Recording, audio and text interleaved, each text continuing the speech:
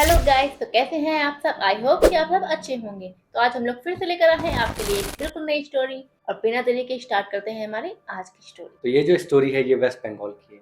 Waste Bengal वैसे तो काफ़ी चीज़ों के लिए फेमस है, जैसे कि रसगुल्ला, संदेश और हावड़ा ब्रिज और कई सारी चीज़ों के लिए। और एक और चीज़ है जिसके लिए भी जाना जाता है, वो है काला जादू। काला जादू। तो आज की जो स्टोरी है वो इसी से रिलेटेड है। तो वेस्ट बंगाल का एक गांव है जिसका नाम है कामाख्या। तो उस गांव के जो लोग हैं उन्होंने कई सारी चीज़ें एक्सपीरियंस करी हैं, स्ट्रेंज चीज़ें, मिस्टीरियस चीज़ें। तो वहाँ पे जब रात में लोग ट्रैवल करते हैं, रात में मतलब लोग कहीं से आ जा रहे होंगे, तो उन्हें शैडो दिखाई देती है, मतलब परछाई दिखाई देती है जिसका कोई सोर्स नहीं होता है। मूव करते हुए इधर से उधर मूवमेंट करते हुए दिखाई देती है और उसका लेकिन सोर्स का कुछ पता नहीं होता है। जैसे कि अगर कोई इंसान है और फिर उसकी परछाई पड़ रही है कहीं पे, तो समझ में आता है कि हाँ ठीक है वो इंसान है, उसकी परछाई दिख रही है, कोई इसमें बड़ी बात नहीं है। बट वहाँ पे परछाइयाँ तो दिखाई देती हैं, बट उसका सोर्स क्या है, वो किस इंसान की है, वो इंसान दूर दूर तक कहीं होता ही नहीं। तो ऐसी परछाइयाँ वहाँ पे दिखती हैं। और वहाँ पे रातों में कई सारी जानवरों की अजीब अजीब सी आवाज़ें, रोने की, और जैसे किसी को टॉर्चर किया जा रहा हो कुछ जानवरों को, इस टाइप की आवाज़ें आती हैं। और गांव के कुछ एक पर्टिकुलर एरिया में कुछ अजीबो गरीब बीमारियां हो जाती हैं कुछ लोगों को, किसी एक पर्टिकुलर एरिया में ही। और वहाँ के लोग की फिर डेथ हो जाती है। और वो पूरे अगर एक जगह पे ना हो, पूरे हर जगह हो, तो समझ में आता है कि मतलब कुछ बीमारी होगी, बट वो एक पर्टिकुलर एरिया वाले लोगों को ही होती है और फिर उसके बाद उनकी डेथ हो जाती है। तो इसका भी ये भी एक तरीके से रहस्यमयी बात भी है गाँव वालों के लिए और आसपास के लोगों के लिए। तो इसी का जो मैं गाँव बता रहा हूँ कामाख्या, उसके पास एक गाँव के बाहर थोड़ा-सा एक घर है। और उस घर में एक पहले तांत्रिक रहता था, बाबा रुद्रनाथ उसका नाम था। और वो तांत्रिक क्रियाएँ, काला जादू ये सब प्रैक्टिस करता था। और गाँव वालों का और लोकल लोगों का कहना है कि उसके पास कई सारी तांत्रिक शक्तियाँ थीं और उनको बढ़ाने के लिए वो वहाँ पे तांत्रिक विद्याएँ, ये सारी काला जादू वगैरह किया करता था। और साथ में वो जानवरों की बलियाँ भी दिया करता था। फिर रहस्यमयी ढंग से उसकी डेथ हो गई और फिर उसके बाद से वो वहाँ पे जो चीज़ें हैं और ज़्यादा ख़राब हो गई। वो जो घर है, मतलब अब जब वो अकेला ही उसी का घर था, वो रहता था, फिर उसके बाद जब उसकी डेथ हो गई तो घर तो वीरान हो गया। लेकिन जो गाँव वाले हैं उन्होंने उस घर में जो तांत्रिक क्रिया में यूज़ करने वाली चीज़ें हैं, सामग्री है, वो उसके मरने के सालों बाद भी देखी। जैसे कि कोई वहाँ पे फिर मतलब मरने के बाद भी, उसके मरने के बाद भी वहाँ पे कोई क्रियाएँ वो कर रहा है। और कुछ लोगों का तो ये भी कहना है कि उन्होंने देखा है कि बाबा रुद्रनाथ अपनी मौत के बाद भी वहाँ पे वो तांत्रिक क्रियाएँ परफ़ॉर्म कर रहा है। ऐसा देखा कुछ लोगों ने। और ये सारी चीज़ें मतलब बहुत ही भयानक लगती हैं और वहाँ के लोगों का ये मानना है। और ये सारी चीज़ें होने की वजह से एक बार एक जब ये चीज़ें वहाँ के फ़ोकलोर और जो वहाँ पे किस्से होते हैं, कहानियाँ होती हैं किसी-किसी एरिया की, तो उसमें ये हमेशा से कथा वो कहानियाँ सुनाई जाती हैं एक-दूसरे को। और फिर जब ये बात कुछ पैरानॉर्मल रिसर्चर के को पता चली, तो एक टीम इस चीज़ पे रिसर्च करने की उस घर में सच में कुछ है या नहीं, तो वो अपने डिजिटल जो भी इक्विपमेंट है उसको लेके वहाँ पे अपनी पूरी टीम के साथ गई। फिर वहाँ पे उन्हें कुछ जो सिग्नल वाले जो होते हैं, वहाँ पे जो उनके इक्विपमेंट होते हैं, उन्हें कुछ एनर्जी की काफ़ी ज़्यादा एनर्जी वहाँ पे फ़ील हुई।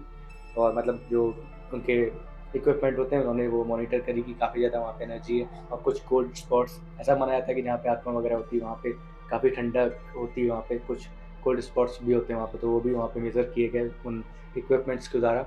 और वहाँ पे एक टीम मेंबर का उसको फ़ील हुआ कि किसी ने उसका गला दबाया है, जैसे गला चोक होने की उसे वो हुई और फिर उसके बाद पूरी टीम को वहाँ से भागना पड़ा। तो ये सारी चीज़ें वहाँ पे काफ़ी सारे लोगों के साथ हुई और जो गाँव वालों के जो एक्सपीरियंस थे वो तो सारे अलग ही थे। एक दिन वहाँ पे कोई गाँव वाला वहाँ पे जा रहा था और फिर उसके बाद उसने वहाँ पे बाबा रुद्रनाथ को वहाँ बलि देते हुए देखा। और और उस घर के आस-पास भी वहाँ पे जानवरों के जो हड्डियाँ होती हैं या वो चीज़ें होती हैं, ब्लड वगैरह, और वो सारी चीज़ें भी उसे दिखी। लेकिन ये सारी चीज़ें जो बाबा रुद्रनाथ थे उनकी मौत तो बहुत पहले हो गई थी, उसके बाद भी ये चीज़ें मिली। तो उससे ये पता चलता है कि जो उनकी आत्मा है या जो भी है वो, अब वो जो भी बन गए हैं, अभी भी वो उसी तरीके से तांत्रिक क्रिया और ये सारी चीज़ें परफ़ॉर्म कर रहे हैं। तो इससे ये पता चलता है कि जो काला जादू होता है वो बहुत ही ज़्यादा नुकसान वाली चीज़ होती है, जो करता है उसके ऊपर भी और जिसके ऊपर किया जाता है उसके ऊपर भी।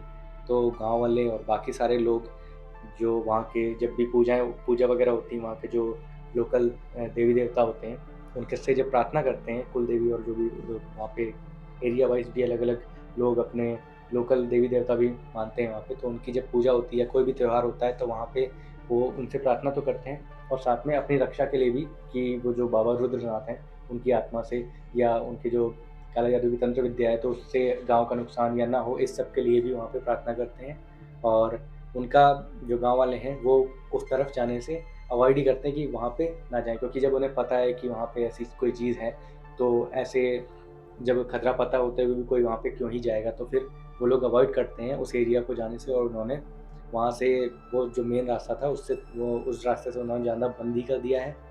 और लेकिन गाँव वाले अब थोड़ा-सा इतना टाइम हो गया है, तो गाँव वाले थोड़ा-सा अब उस चीज़ के साथ उन्होंने शांति बना ली है कि अब उस चीज़ को अवॉइड करना है जहाँ पे पता है दिक्कत है, और उस चीज़ का सॉल्यूशन, जैसे मैंने बताया कि पैरानॉर्मल रिसर्चर भी वहाँ पे गए थे, बट कोई सॉल्यूशन वहाँ पे नहीं मिला। वो उनको भी वहाँ पे जो रिसर्च वगैरह थी वो नहीं कर पाए वहाँ पे।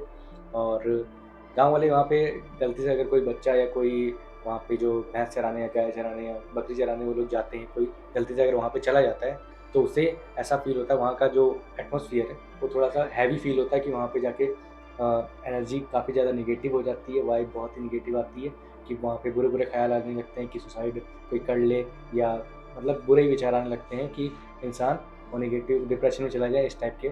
और वहाँ पे ऐसा फ़ील होता है कि कोई हमेशा उनको देख रहा है, मतलब जो भी इंसान जाता है, उसको कोई परमानेंटली देख रहा है वहाँ पे, और जब देखो तो कोई वहाँ पे नहीं दिखता है। तो शायद वो बाबा रुद्रनाथ की जो आत्मा है, वो वहाँ पे रहती हो, और वही ये सारी जो प्रक्रियाएँ हैं, वो कंटिन्यू कर रही हो।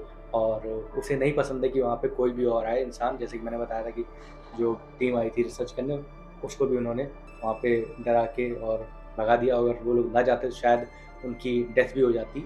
तो इसलिए उन्होंने वहाँ पे उससे जाने में ही अपनी भलाई समझी। तो ये थी आज की स्टोरी, और इस तरीके की हम और भी स्टोरीज़ लाएँगे। और अगर आपको इससे रिलेटेड कुछ पता हो या ऐसी कोई स्टोरी आपके पास हो, तो आप हमें इंस्टा हमारी आईडी नीचे डिस्क्रिप्शन में दी हुई है, उस पे भेज सकते हैं।